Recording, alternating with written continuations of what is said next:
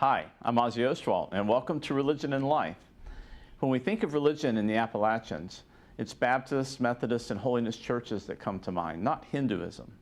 My guests are Christine and Dinesh Dave, both of App State, and they're going to help us understand Hinduism, the oldest of the world's religions, and how it's practiced here in the Appalachians. Welcome, Christine and Dinesh.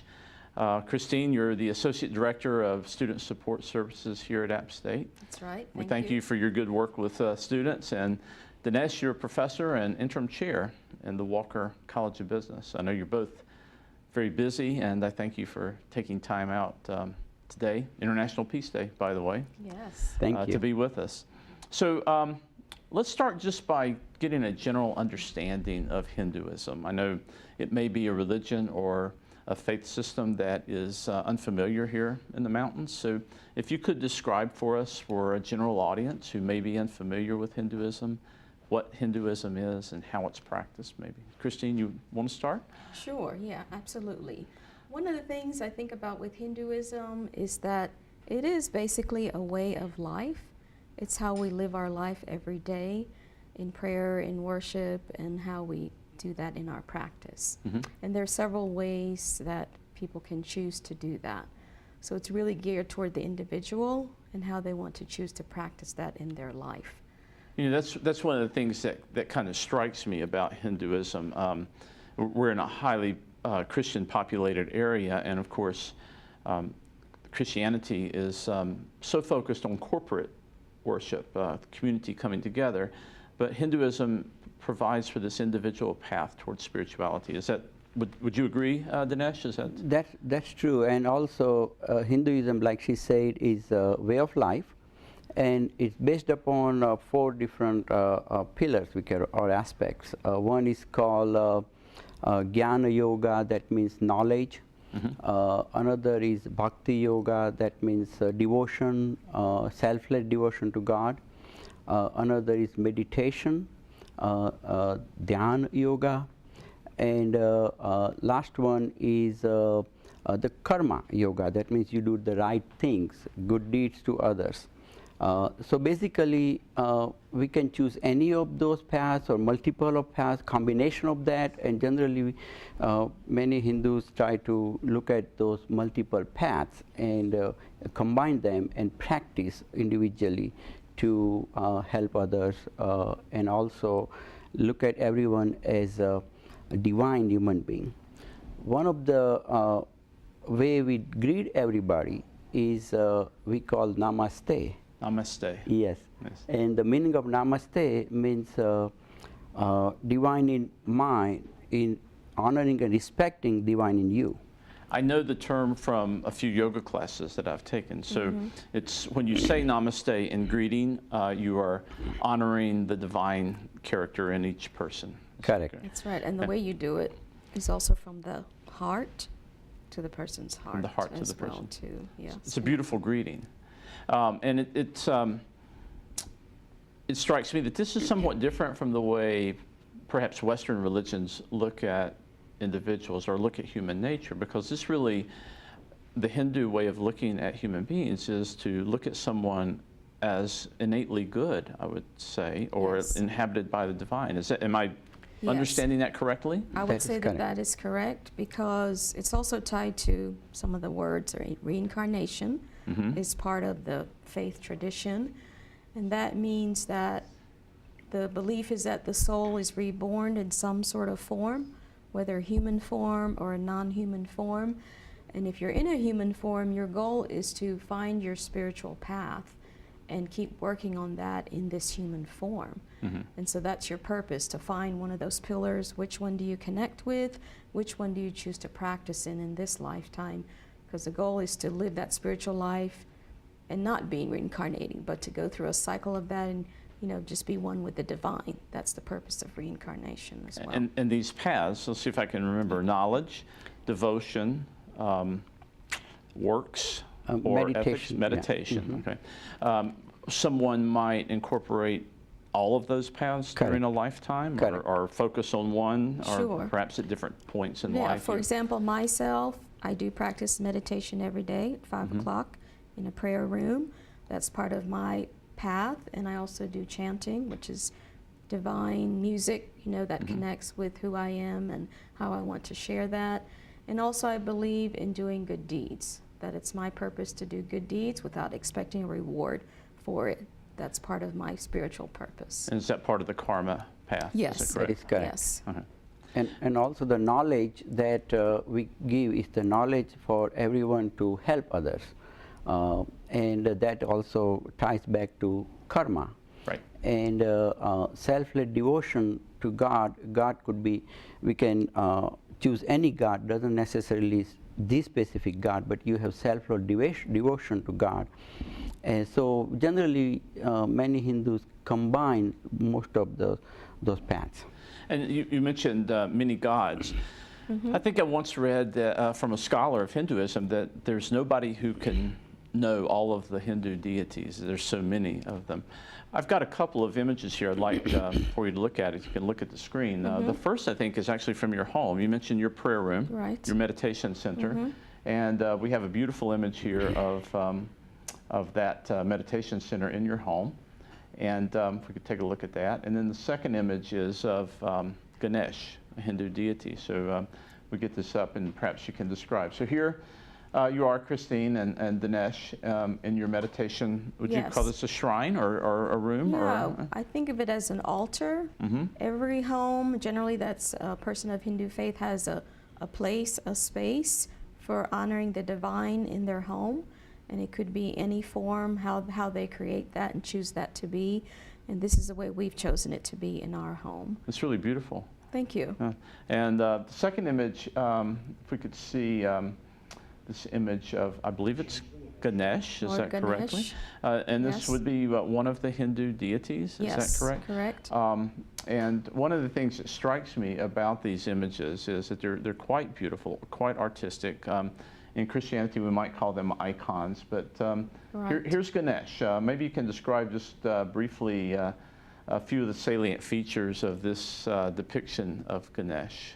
Sure. So one of the things, of course, many of the deities have many arms, and many of the things that are represented in their arms are representative of certain qualities that you can worship, that you want to imbibe in your own life as well too.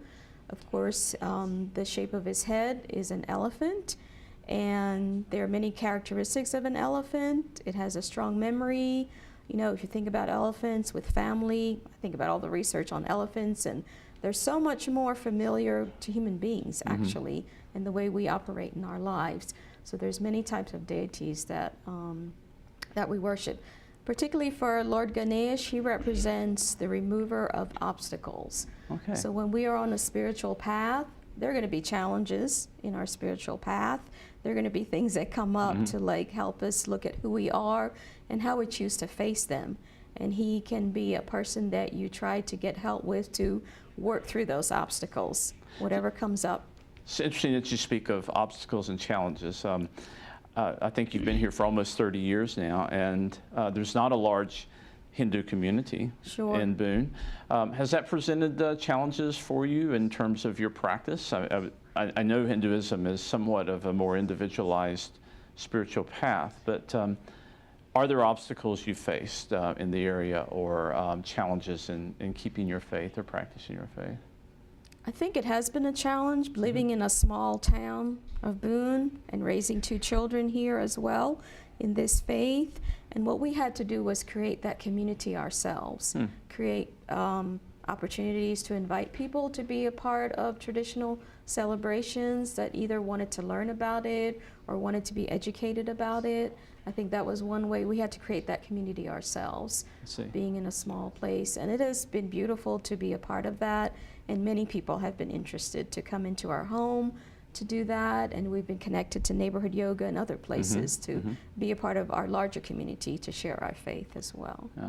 Same experience, Dinesh? Well, very similar experience. And also, we believe in Hinduism that anybody who visits our home and have meal with us, that means we think that a divine has come to our home.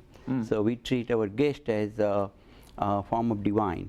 So that gives us opportunity to connect ourselves with so many friends. And so now, since we have been doing it for a long time, we have very, very strong connection with the community, and we are so fortunate. It's interesting that you mentioned the role of food. It's almost 30 years ago when I met you two, and it was over food. A meal that you prepared it was 3 decades ago, still stands out in my mind. So, but that's a beautiful way of welcoming people into your home and honoring the divine within your guest. Absolutely. I'm sure that that hospitality is heart-given and heartfelt as well. I don't know quite how to ask this, but let me try. Being a part of a religion that is, of course, not well represented in the area, have you ever felt hostility or intolerance at any level from either individuals or the community, or has that been a challenge in any way? I think more of the challenge has been culturally, for what I noticed with our children growing up here, that it's been your ethnicity that's been more of a challenge to be in a community where you're minority. But in terms of other areas, I'm always a believer in educating and sharing knowledge. So right off the bat, I did that in my children's school, whether it was our culture, our religion, how we practiced in the home, those kind of things. I think it was important to put myself out there and share and have people ask questions to learn, you know, or to clear up misunderstandings. So you were in the schools All the time. with your kids and For sharing many your years. That's wonderful. Yeah, absolutely. And even on this campus, we've been asked to be a part of many things that are about our faith and culture, and I always take the opportunity. Absolutely, I want to participate in that. I want to be a part of that, to share knowledge. Any special challenges at the university, Dinesh? Not in terms of the religion, because since many people have some knowledge about Hinduism or some of the world religion in the community because the presence of the university. So we are fortunate in that respect. But more and more we give the opportunity for individuals to learn about the culture and the religion and other aspects of our life, much better it gets. And we feel the part of the community. We are like an example of that is milk and sugar. We are already dissolved like sugar in the milk in the part of community. Wonderful. And that is very fascinating. Yeah, and you have been an integral part of our community, both the university and the larger community, and we're quite honored by that. Since one of the paths, I guess, of spirituality focuses on works or ethics, maybe you could reflect a little bit on how your religious practice or faith directs your life. This program is called Religion in Life, so we're always interested in seeing how faith then spills over into other aspects of life, perhaps your political life or the way you devote yourself to the community. And could you reflect a little bit on those aspects of your faith that you see directing other areas of your life? And maybe there's a sense in which you don't differentiate between the two. I don't know. Sure, absolutely. That's a great question. Thank you for asking that. So first thing that I think about is there's a goddess Saraswati, and she's actually the goddess of knowledge and creativity. And I think about knowledge as education. You know how if a person has knowledge, nobody can take that away from them. That is always with them. That is part of who they are. And I believe everybody has a creative part of themselves. It's innate to who they are. So when in working with my students, that's the way I connect with my students. They are creative beings. They are seeking knowledge. And I'm here to be a guide with them. I'm here to make sure that they have every opportunity possible to live out their goals and dreams. And that speaks to me through my spiritual path. To me, it's all intertwined and the same. The work I'm doing is connected to how I'm living my life as well, too, in working with students, but in working in my community as well. So you do see this direct connection between your faith and what you're doing at the university even, or through your work, and the way you present yourself in the world. Service, the world is called seva. How am I serving through my spiritual life and my work life as well too, in serving other human beings. Dinesh? Well, I'm very fortunate that I had opportunity to provide service to this university, especially in the area of education. And I try to bring the selfless service called karma yoga. That means I do the right thing without expecting any reward. And I continue to do that, and it's very gratifying experience that my students are getting excellent job with very successful career. I've been doing it for a while. Because of my practice in practicing karma yoga, that we do the right things all the time. I work with so many colleagues in my college, and many of them become very successful in teaching and research, and I did not expect any reward. I also fortunate to start some innovative academic program. One of these called supply chain management, and as a result, many of our students are getting outstanding jobs.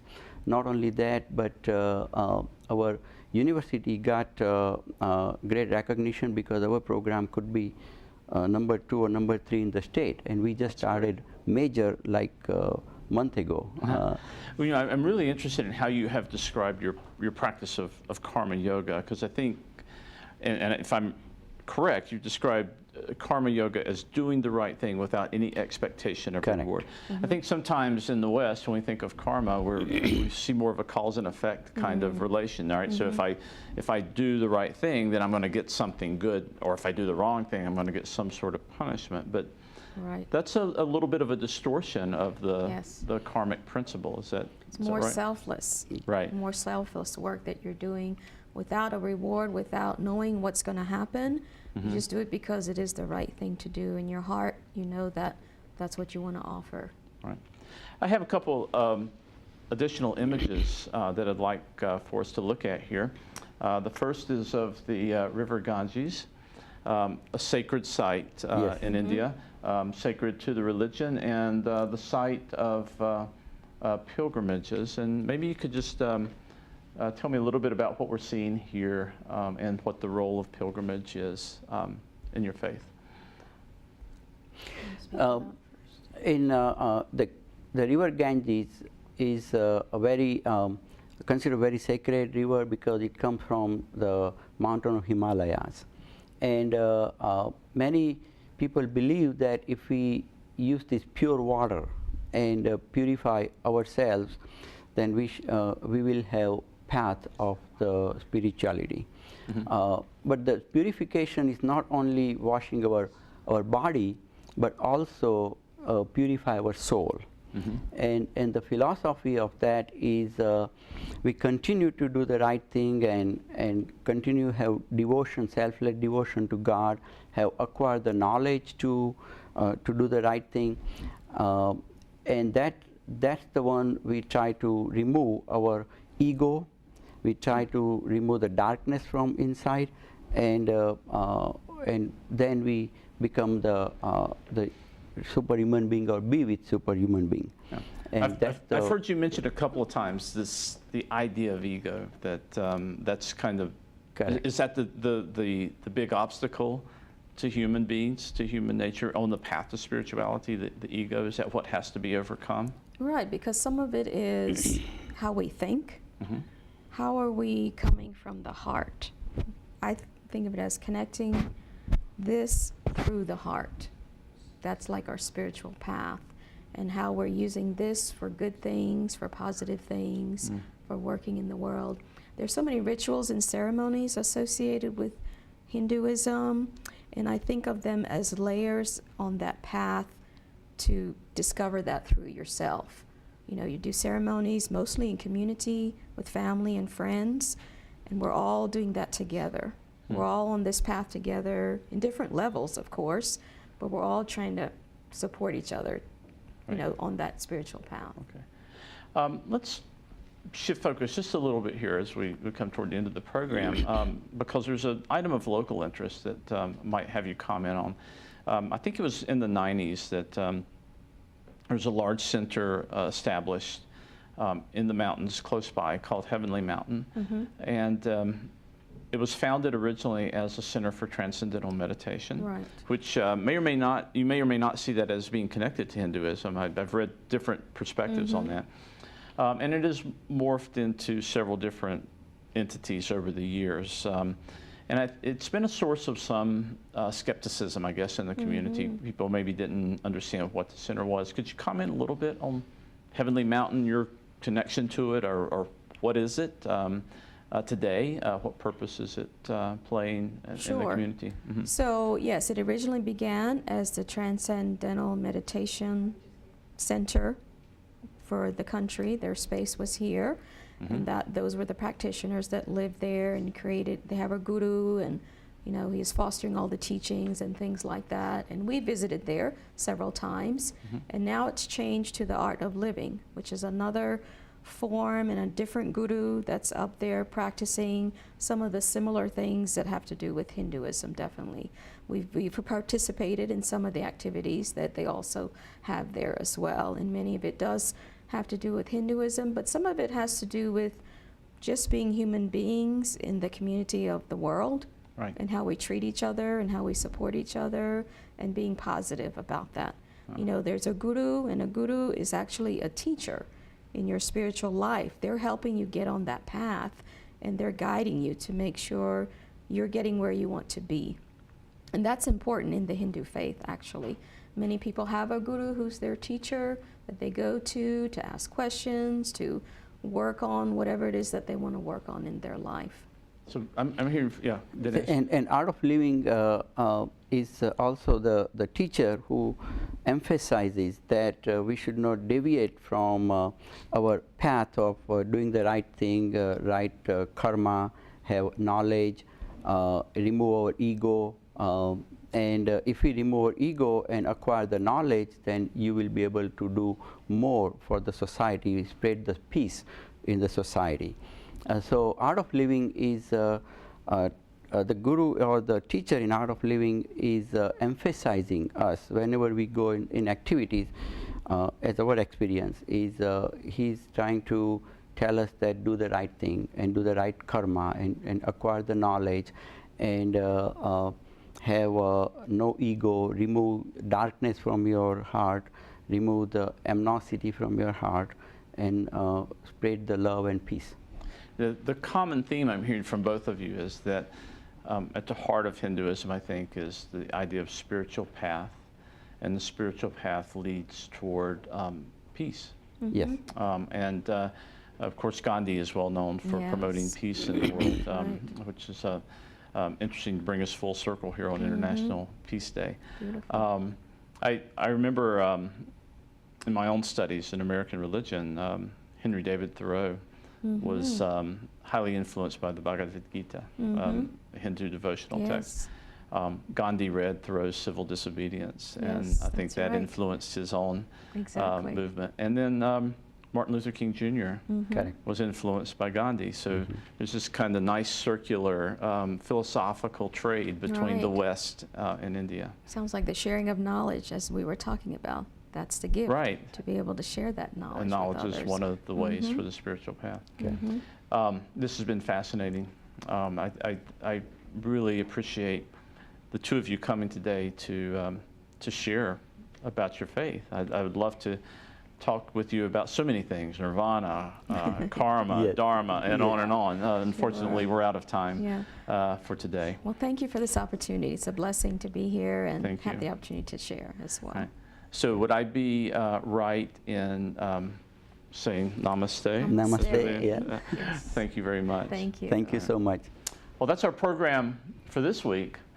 Next week, religion and literature. And until then, I'm Ozzie Ostwalt. Goodbye.